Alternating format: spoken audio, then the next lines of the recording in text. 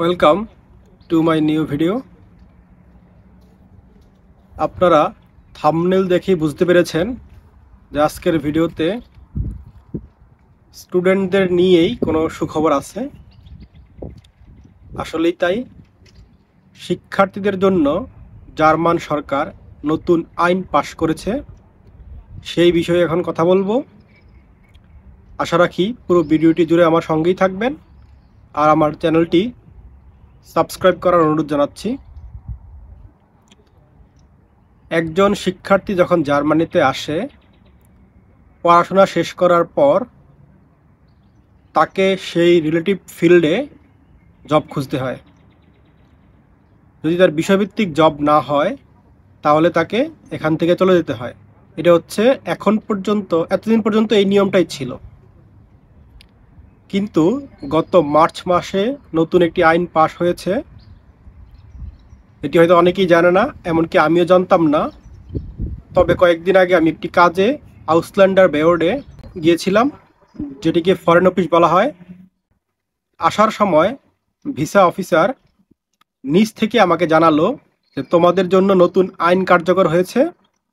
সেটি হচ্ছে, এখন ডিগ্রি শেষ করার পর, সেটি ব্যাচেলর হোক বা মাস্টার্স হোক, ডিগ্রি শেষ করার পর রিলেটিভ ফিল্ডে জব না হলেও এখানে তোমরা থাকতে পারবে।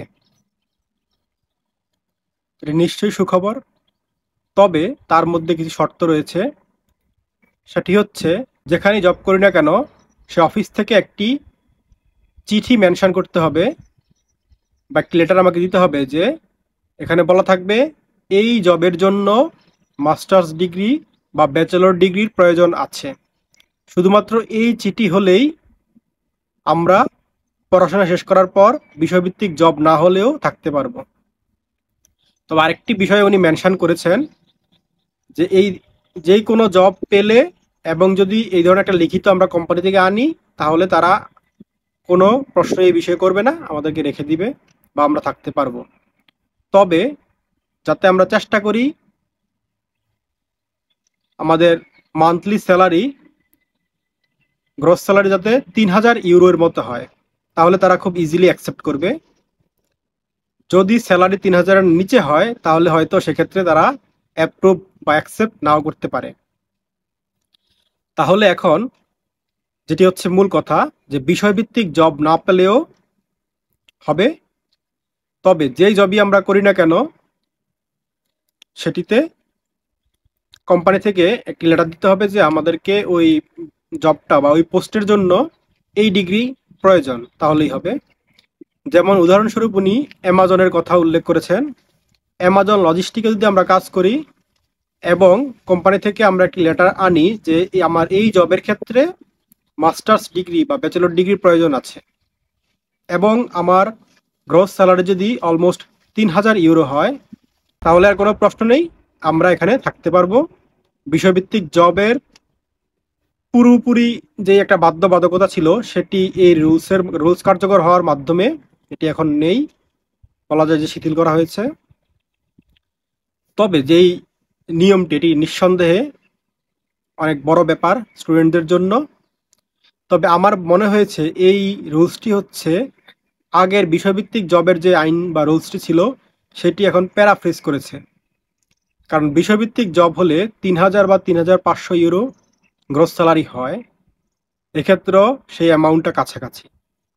তবে মাস্টার্স ডিগ্রি ও ব্যাচেলর ডিগ্রি করার পরে আমার যে বিষয়ে আমি কোর্স করেছি ওই বিষয়ে যে আমার জব পেতে হবে সেই বিষয়টি এখন আর নাই। তবে আমার পোস্টটি ব্যাচেলর বা মাস্টার্স ডিগ্রি সমমান বা এরকম টাইপের হতে হবে, তাহলেই থাকতে পারবো। আর দ্বিতীয় একটি বিষয় হচ্ছে, এটি হয়তো অনেকের অনেক ভিডিওতে বলেছেন যে স্টুডেন্টরা এখন ১৪০ ফুল ডেজ কাজ করতে পারে। সেটিও মার্চেই আইনটি পাশ হওয়ার কথা, হয়তো হয়েছে, এটি এখনো কনফার্মলি আমার জানা নেই। তবে যখন রেসিডেন্স পারমিট এক্সটেনশন করতে যাব তখন নতুন ওয়ার্ক পারমিটে দেখতে পারবো যে ওয়ার্কিং ডেজ কি আগেরটাই আছে না ১৪০ দিন করে দিয়েছে। তখন সেই বিষয়ে কনফার্ম হওয়া যাবে।